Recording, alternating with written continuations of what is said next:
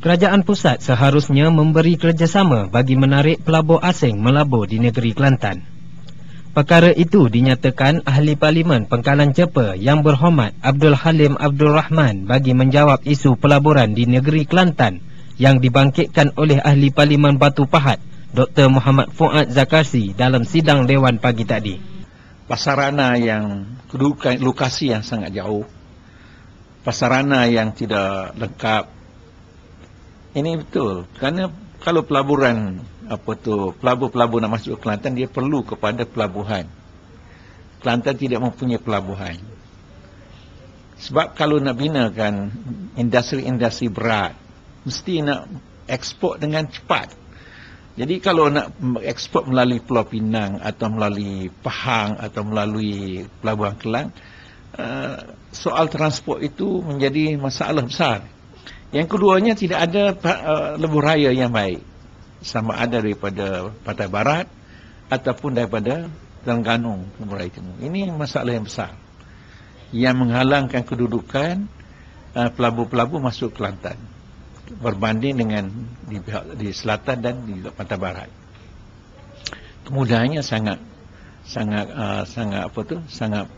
besar bagi dan penting bagi pelabur-pelabur.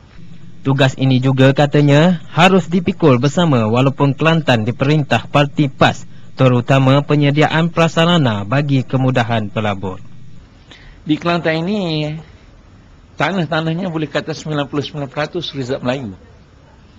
Jadi sebahagian daripada pelabur-pelabur ini dia mahu supaya apabila nak melabur ke Kelantan, dia nak boleh dikatakan dibatalkan Rizab Melayu itu untuk menjaminkan pelaburannya itu tidak terhad pada satu tempoh.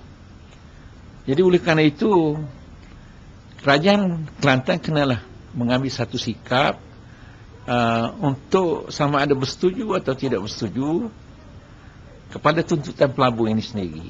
Ada pun seperti Pulau Pinang, Johor, Selangor ini Rizab Melayu sangat sikit.